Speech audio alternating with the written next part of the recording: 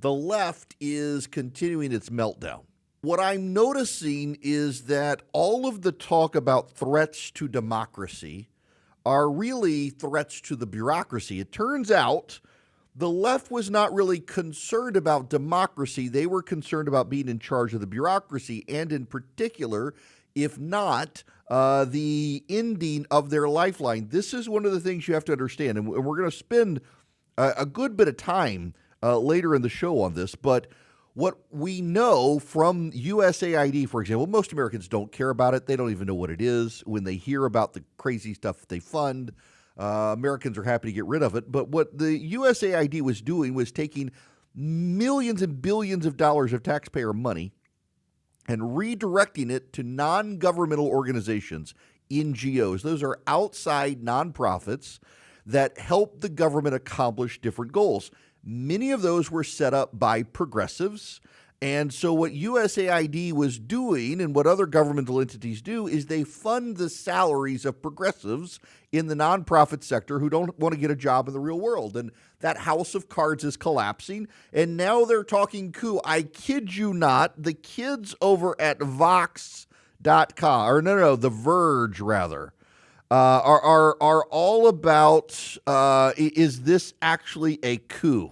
Is this a coup about the administrative state? This is a direct quote. The clear goal here amounts to a coup over the administrative state. Now, I'm sorry, I don't know how you wish to understand or not the way this works, but there are three branches of government. There is the Congress, the president, the judiciary. The administrative state is not a branch of the government. The administrative state works under the president. Therefore, the president is in charge. And what Democrats have done is they tried to establish a norm. And remember, Erickson rule of norms. A norm is something Democrats do to preserve their power when they're out of office. And Republicans are the only ones who can shatter a norm, and that is Republicans disrupt Democrats' ability to wield power when they're out of power. And we're getting shattered norms all over the place as Republicans disrupt the administrative state. Let me just read you this from The Verge, and again, left-wing tech site.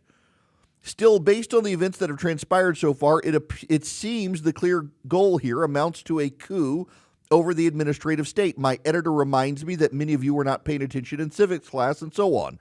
Our government's famed checks and balance system relies on Congress controlling spending. Musk's job was originally framed as making recommendations for programs that Congress could cut.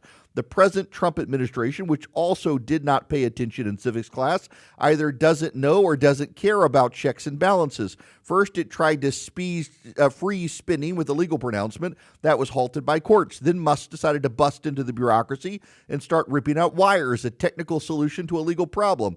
If I wanted to destroy democracy in the United States, I'm not sure what I would do differently. And this, my friends, is the talking point for the left here, that this is a threat to democracy. I'm sorry, but Donald Trump was democratically elected by a plurality of Americans. He won the popular vote.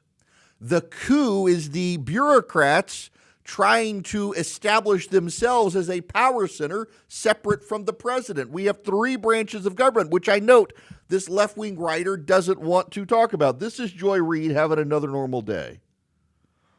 Hang on a second. I had Joy queued up, and then Joy suddenly... See, this is God himself intervening on y'all's behalf, because we were just having this conversation before I came on that I'm pretty sure most Americans don't actually want to listen to Joy Reid and her talking. So it looks like the computer itself has intervened to make it somewhat difficult for that to happen, which is fine, because Joy Reid very much echoes this, which is becoming a talking point, I think, that people on the left are out there trying to claim that this is some sort of coup, this is an upending of democracy in so many days. It's nothing. People, the President of the United States is the Chief Executive Officer of the United States. The executive power of the United States is vested in a single president. That's Article 2, Section 1, Clause 1 of the United States Constitution. The bureaucracy, the power of the bureaucracy flows from the president. If he doesn't want them to have it, it's not a coup against the bureaucracy. It's the president of the United States. Over the past 2 weeks, which kind of feels like it's been 2 years, we have learned just how fragile our democracy is and how relatively easy it is for someone who's determined and really well-funded to steal and corrupt it. If you are going to write a playbook for how to steal a democracy in less than 20 days, it would sure look a lot like this. They're not stealing democracy, people. They're not stealing democracy. They're actually improving democracy by taking power away from unelected bureaucrats you don't get to hold accountable. And yet what is actually happening is they're taking power away from the bureaucrats who run roughshod over the American people, who always do the interests of progressives. Do you know how many LGBTQIABCDEFG 1, 2, 3 ampersand exclamation point funded programs that USAID was engaged in? Around the world. They were taking care of the transgender people of Myanmar and Thailand.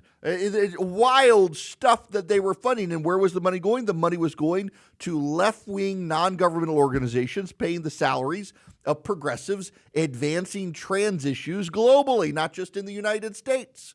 Do you know that USAID and other bureaucrats of the government demanded that certain conservative African countries give up their conservative values on trans issues in order to get money from the United States government? Real missional there. And they're not taking it well. They're having a meltdown.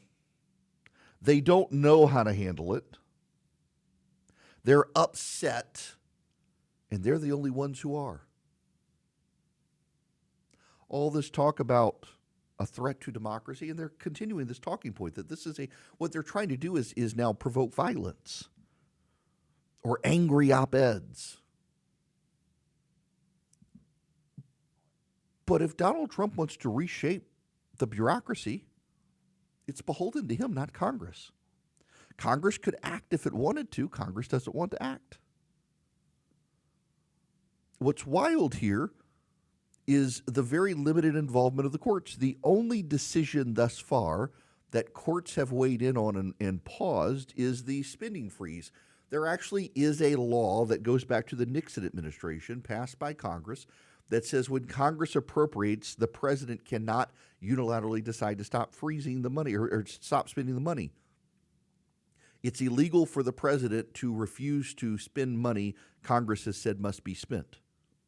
And judges stop Donald Trump. But what's blowing up the brains of people on the left is how quickly Elon Musk and his Doge group are infiltrating different parts of the government and exposing lots of stuff. Like, for example, we now have the documentary receipts long covered up by the Biden administration that, in fact, our federal government was funding gain-of-function research at that Wuhan lab. We knew it to be true.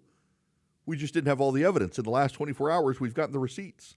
Turns out USAID, among others, was funding it.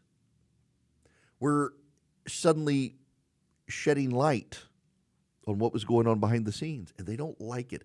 They see, and this is part of the problem is progressives have operated in the shadows of the government for a very long time, funding left-wing advances across the board. Donald Trump has come in very rapidly and begun shutting this stuff down. And some of it, take USAID, for example. USAID is an entity that was created by executive power, by an executive order. It wasn't created by Congress.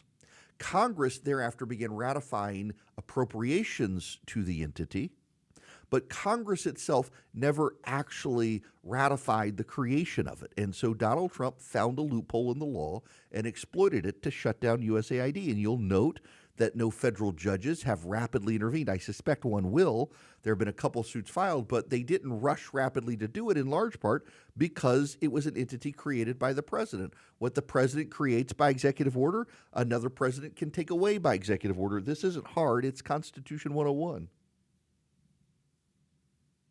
And you can bellyache about it all you want. Charlie Dinn is a very progressive former Republican member of Congress on Jake Tapper. Well, look, let's start with it. What's happening at USAID, shuttering USAID, is an egregious abuse of executive authority, full stop. Elon Musk doesn't have the authority to shut it down. And by the way, his role, I thought, was advisory, to give the president advice. That's fine. Give him advice. But this is an operational role to shut down USAID. You know what? Winners get to do these sorts of things. And Donald Trump won the popular vote.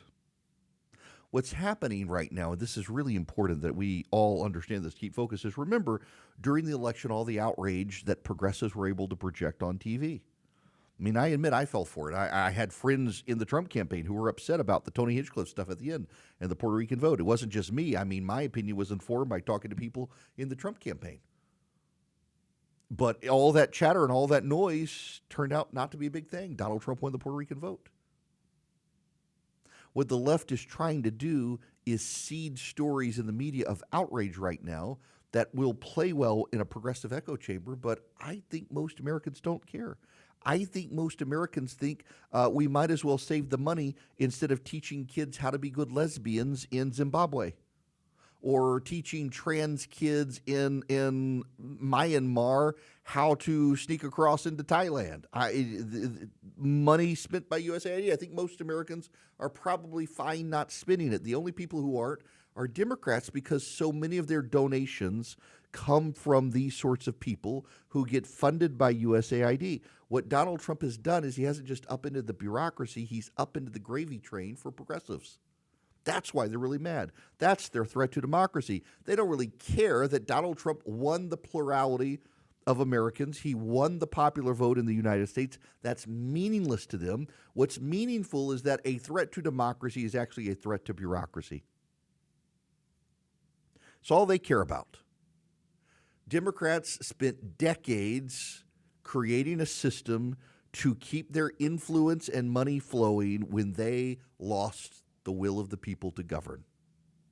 And Donald Trump has come in with Elon Musk and a sledgehammer and begun breaking up the access to federal tax dollars by outside progressive groups who subsidize Democrats out of power and continue to infiltrate and infest the government to advance progressive cultural agendas while they're not even in the White House.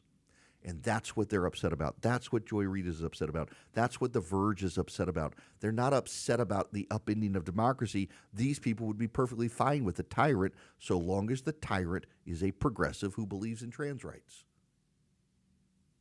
But that's not who's in charge right now. And so they have to scream. Most Americans, I suspect, really don't care, let alone even know what USAID does. And when they find out, they're pretty okay with being shut down.